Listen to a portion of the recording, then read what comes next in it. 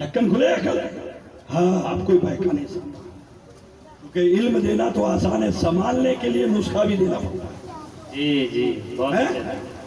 مجھے پتا ہے آپ کے بیچ رہ چکا ہوں، اس سماج کو جھیل رہا ہوں، مجھے پتا ہے۔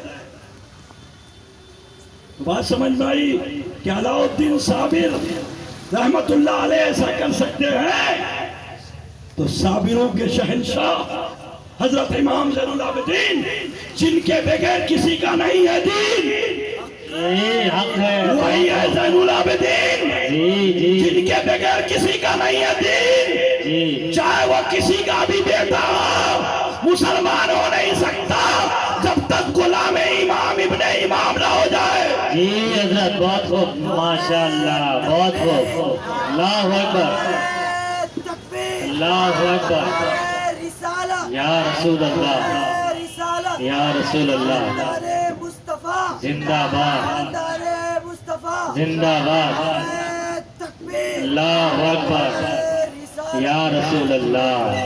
تو 2.5 سال یزیدی جیل میں کس طرح رہے، حضرت زینب نے کیا کیا، حضرت سکینہ کس طرح شہید ہوئی، بچا ہوا قافلہ کس طرح مدینے کو پھر یہ آزاد ہوئے، کیا یزید نے آزاد کیا یا اللہ کی طرف سے آزاد ہوئے؟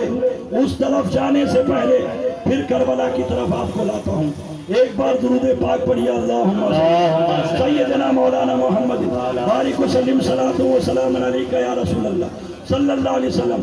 اپنے پاس صرف ایک ہی مجلس رہ گئی ہے، وہ کل، اس لیے میں چاہتا ہوں کہ کچھ معاملے آج ہی نپٹا لیں، کل پھر یزید کے دربار، یزید کی دارالسلطنت، یزیدی معاملات بیان ہوں گے۔ آج میں بتانا چاہتا ہوں کہ جب قافلہ ملک شام کی طرف رواں ہوا، سمجھے، ملک شام پہنچا، تو ملک شام پہنچنے کے بعد جب زین العابدین جیل میں قید ہو گئے، کیا کیا ہوا وہ تفصیل سے کل، یہ صرف ایک جھلکی بتایا کہ کیا ہونے والا۔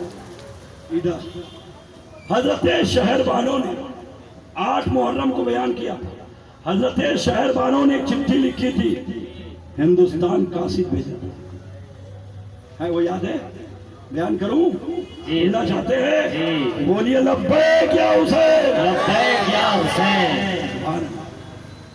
اب وہ چٹھی آئی، یہاں سے لشکر نکلے، جب پہنچے تو کربلا ہو چکا، ختم، وہاں کوئی نہیں، صرف لاشیں بکھری ہوئی لاشیں، گوشت کی گٹھری،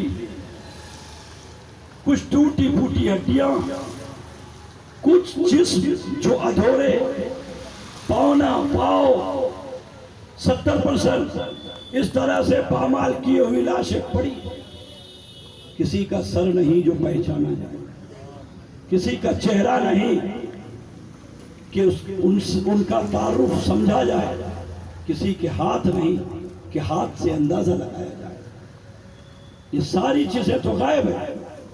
اب ہندوستان کا گیا ہوا قافلہ، چندر گپت موریہ کے گئے ہوئے تمام فوجی، کرے تو کیا، نہ حسین ہے نہ حسینی قافلہ، ان کے خاندان کے بچہ بھی نہیں ہے، لاشیں پڑی ہے پھر۔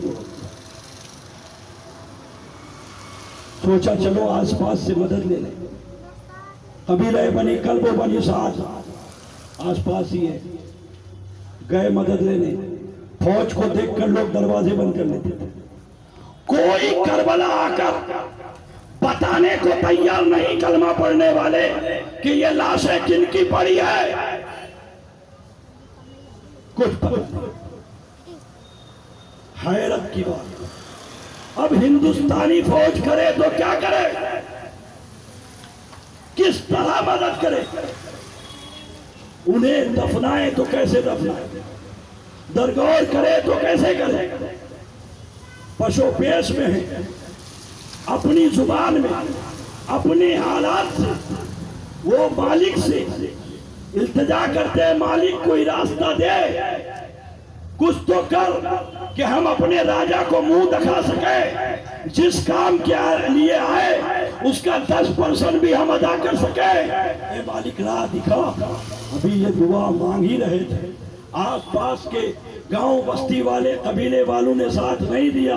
میدان میں بے گوڑوں کفن لاشیں پڑی ہے کہ اتنے میں ایک نورانی چہرہ سامنے حاضر ہو گیا. نورانی چہرہ سامنے حاضر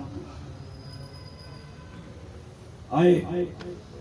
آ کر آپ نے کہا آؤ ہمارا ساتھ دو, ہم تمہارے ساتھ مل کر انہیں دفنائیں گے, انہیں قبر میں اتاریں گے, ان کے روضے بنائیں گے. آپ نے اپنے ہاتھوں سے فرمایا یہ حضرت عباس کی لاشیں ہے فرات کے قریب, اٹھاؤ انہیں یہاں دفناؤ. حضرت عباس کو وہاں دفنایا. بولے یہ حضرت قاسم, یہ گٹھری جو ہے یہ کپڑے میں لپیٹے ہوئے گوشت کے ٹکڑے یہ قاسم ہے, انہیں اٹھاؤ یہاں دفنایا جائے. یہ مولا حسین ہے, یہ بے دردی کے ساتھ ٹوٹی پھوٹی لاشیں, یہ پورا جسم پامال کیا ہوا جسم مولا حسین کی ہے, انہیں یہاں دفنایا جائے. ساری لاشوں کو اٹھا اٹھا کر دفنانا شروع کر دیتے ہیں. دفنایا گیا. دفنانے کے بعد وہ ایک جگہ بیٹھ گئے اور بیٹھنے کے بعد سارے ہندوستانی فوج سامنے بیٹھ گئی. کہا آقا مولا مہاراج آپ کون ہیں, بتائیے اپنا تعارف کرائیے, ہم راجہ سے کہیں گے کہ ہم نے کچھ کام کیے ہیں بتائیے. آپ نے کہا کہ جن کے باپ کو دفنایا جا رہا تھا اسی کا بیٹا ہوں میں, زین العابدین ہوں میں.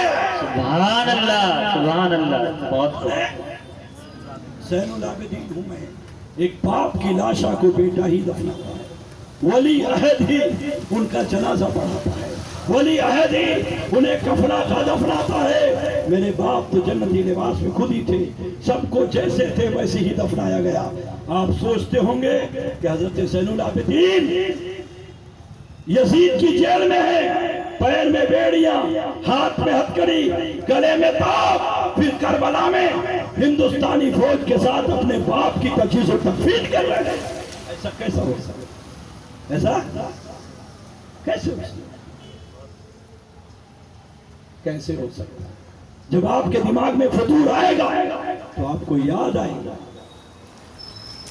بغداد کے پیران پیر عبد القادر جیلانی کہ 70 مریدوں کی دعوت پر 70 جگہ ایک ہی وقت میں افطار کرنے جا سکتے ہیں. جب گھر کے بال بچے کا یہ عالم ہے تو اس کے باپ زین العابدین کا کیا عالم ہوگا کہ وہ کیوں نہیں ایک وقت میں کئی جگہ.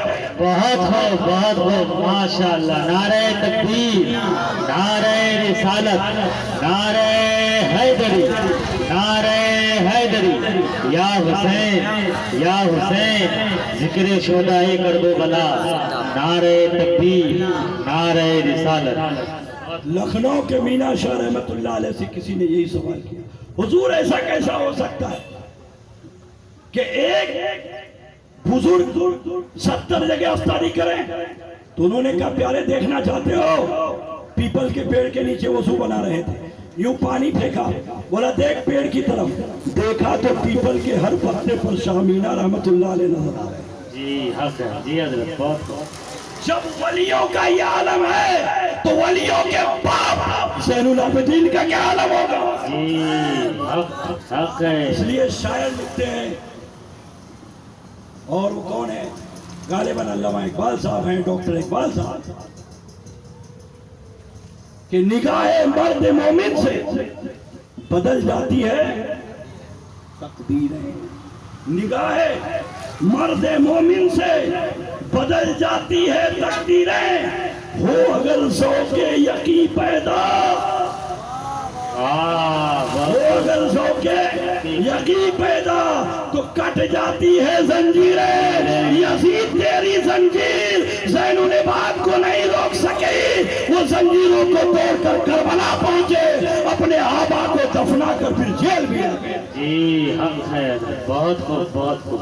اے حسینیوں, آپ جانتے ہو کس حسین کی محفل میں بیٹھے, کوئی معمولی شخصیت کا نام حسین نہیں ہے,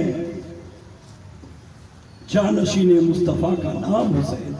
ہاں نواسہ رسول اللہ کا نام حسین ہے، یہ سبط پیغمبر کا نام حسین۔ بے شک اور یہ درود پاک اللہم صلی سیدنا مولانا محمد بارک وسلم صلاۃ و سلام علیکہ یا رسول اللہ صلی اللہ علیہ وسلم۔ فوج سامنے بیٹھی، امام نے سارا سرگزشت، سارے واقعات بیان کیے، سارے حالات کھول کھول کر بیان کیے۔